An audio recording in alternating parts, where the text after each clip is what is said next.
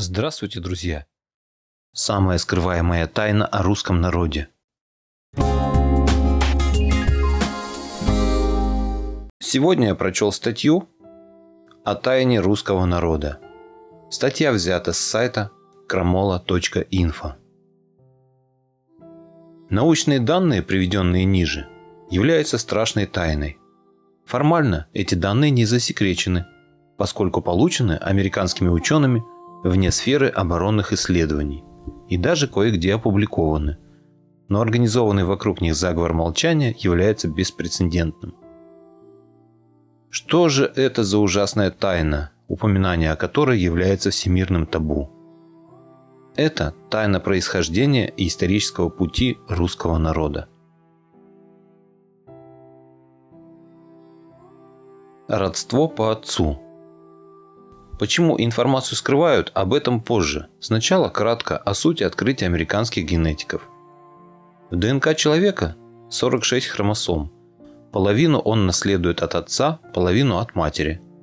Из 23 хромосом, полученных от отца, в одной единственной мужской Y-хромосоме содержится набор нуклеотидов, который передается из поколения в поколение без каких-либо изменений в течение тысячелетий. Генетики называют этот набор гаплогруппой. У каждого живущего сейчас мужчины в ДНК находится точно та же гаплогруппа, что у его отца, деда, прадеда, прапрадеда и так далее, во множестве поколений.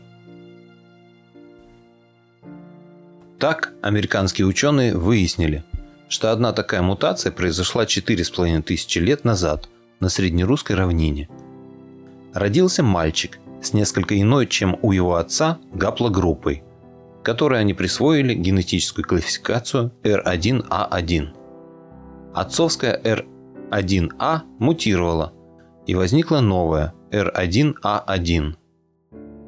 Мутация оказалась очень жизнеспособной. Род R1A1, которому положил начало этот самый мальчик, выжил, в отличие от миллионов других родов, исчезнувших, когда пересекались их генеалогические линии, и расплодился на огромном пространстве. В настоящее время обладатели гаплогруппы R1A1 составляют 70% всего мужского населения России, Украины и Белоруссии, а в старинных русских городах и селениях до 80%. R1A1 является биологическим маркером русского этноса. Этот набор нуклеотидов и есть русскость с точки зрения генетики. Таким образом, русский народ в генетически современном виде появился на свет на европейской части нынешней России около 4500 лет тому назад. Мальчик с мутацией R1A1 стал прямым предком всех живущих сейчас на Земле мужчин, в ДНК которых присутствует эта гаплогруппа. Все они его биологические или, как говорили раньше, кровные потомки и между собой кровные родственники, в совокупности составляющие единый народ – русский. Поняв это, американские генетики с присущим всем эмигрантам энтузиазмом в вопросах происхождения принялись бродить по миру, брать у людей анализы и искать биологические корни, свои и чужие. То, что у них получилось, представляет для нас огромный интерес, поскольку проливает истинный свет на исторические пути нашего русского народа и разрушает многие устоявшиеся мифы. Сейчас мужчины русского рода R1A1 составляют 16% всего мужского населения Индии, а в высших кастах их почти половина – 47%. Наши предки мигрировали из этнического очага не только на восток, на Урал, и на юг, в Индию и Иран, но и на запад, туда, где сейчас располагаются европейские страны. На западном направлении статистика у генетиков имеется полная. В Польше обладатели русской арийской гаплогруппы R1A1 составляют 57% мужского населения. В Латвии, Литве, Чехии и Словакии 40%, в Германии, Норвегии и Швеции 18%, в Болгарии 12%, а в Англии меньше всего – 3%. Расселение русских ариев на восток Юг и запад, дальше на север идти было просто некуда. И так, согласно индийским ведам, до прихода в Индию они жили рядом с полярным кругом. Стало биологической предпосылкой формирования особой языковой группы – индоевропейской. Это почти все европейские языки, некоторые языки современных Ирана и Индии и, конечно, русский язык и древний санскрит, наиболее близкие друг к другу по очевидной причине. Во времени санскрит и в пространстве русский язык. Они стоят рядом с первоисточником – арийским праязыком, из которого и выросли все другие индоевропейские языки. А спорить невозможно, нужно замолчать. Сказанное выше – неопровержимые естественно-научные факты, к тому же добытые независимыми американскими учеными. Оспаривать их все равно, что не соглашаться с результатами анализа крови в поликлинике. Их и не оспаривают, их просто замалчивают. Замалчивают дружно и упорно, замалчивают, можно сказать, тотально, и на то есть свои причины. Например, придется переосмыслить все, что известно о татарско-монгольском нашествии на Русь. Вооруженное завоевание народов и земель всегда и всюду сопровождалось в то время массовым изнасилованием местных женщин. В крови мужской части русского населения должны были остаться следы в виде монгольских и тюркских гаплогрупп. Но их нет. Сплошная R1A1 и больше ничего. Чистота крови поразительная. Значит, и Орда, пришедшая на Русь, была вовсе не тем, что о ней принято думать. Монголы там, если и присутствовали, то в статистически незначительном количестве, а кого называли татарами, вообще непонятно. Но кто из ученых станет опровергать научные устои, подкрепленные горами литературы и великими авторитетами? Вторая причина, несопоставимо более весомая, относится к сфере геополитики. История человеческой цивилизации предстает в новом и совершенно неожиданном свете, и это не может не иметь серьезных политических последствий. В течение всей новой истории столпы европейской научной и политической мысли исходили из представления о русских как о варварах, недавно слезших с елок, от природы отсталых и неспособных к созидательному труду.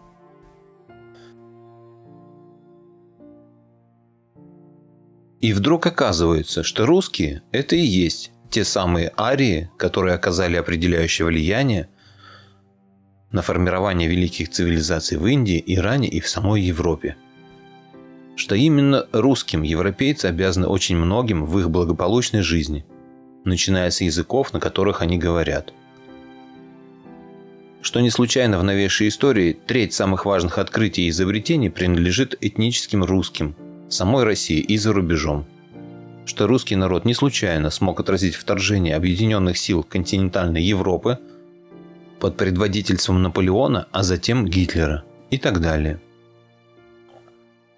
Великая историческая традиция. Не случайно, потому что за всем этим стоит великая историческая традиция, основательно забытая за многие века, но остающаяся в коллективном подсознании русского народа и проявляющаяся всякий раз, когда нация сталкивается с новыми вызовами. Проявляющаяся с железной неизбежностью в силу того, что она произросла на материальной, биологической основе в виде русской крови, которая остается неизменной в течение 4,5 тысячелетий.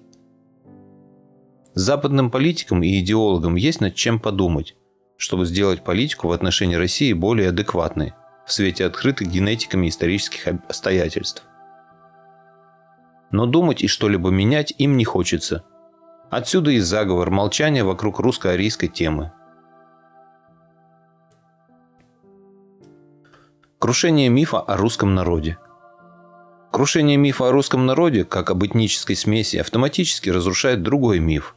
Миф о многонациональности России. До сих пор этнодемографическую структуру нашей страны пытались представить как винегрет из русской смеси не пойми чего. И множество коренных народов и пришлых диаспор. При такой структуре все ее компоненты примерно равновелики, поэтому Россия якобы является многонациональной. Это кому-то выгодно. Но генетические исследования дают совсем другую картину. Если верить американцам, а поводов им не верить нет, ученые они авторитетные, репутацией дорожат, да и врать таким-то прорусским образом у них причин никаких нет. То получается, что 70% всего мужского населения России составляют чистокровные русские. По данным предпоследней переписи, результаты последней пока неизвестны, к русским себя относят 80% опрошенных, то есть на 10% больше. Это обрусевшие представители других народов. Именно у этих 10%, если поскребти, найдешь нерусские корни. И 20% приходится на остальные 170 с лишним народов, народностей и племен, проживающих на территории Российской Федерации. Итого, Россия есть страна мононациональная, хоть и полиэтническая, с подавляющим демографическим большинством природных русских. Именно здесь начинает работать логика Яна Гуса. Об отсталости. Далее об отсталости. К этому мифу основательно приложили руку церковники. Мол, до крещения Руси люди на ней жили в полной дикости. Ничего себе дикость! Освоили полмира, построили великие цивилизации, научили аборигенов своему языку. Причем все это задолго до Рождества Христова. Не вяжется, никак не вяжется реальная история с ее церковной версией. Есть в русском народе нечто изначальное, природное, к религиозной жизни не сводимое. На северо-востоке Европы, помимо русских, жили и сейчас живут многие народы, но никто из них не создал ничего, даже отдаленно похожего на великую русскую цивилизацию. То же самое относится и к другим местам цивилизованной активности русских ариев в древности. Природные условия везде разные, и этническое окружение разное. Поэтому и построенные нашими предками цивилизации не одинаковы. Но есть нечто для всех них общее. Они великие по исторической шкале ценностей и намного превосходят достижения соседей. Вот такую статью сегодня я прочитал на сайте kramola.info. Можно относиться к ней по-разному, но мне кажется, доля правды в ней есть. Если видео понравилось, поставьте лайк и подпишитесь на мой канал.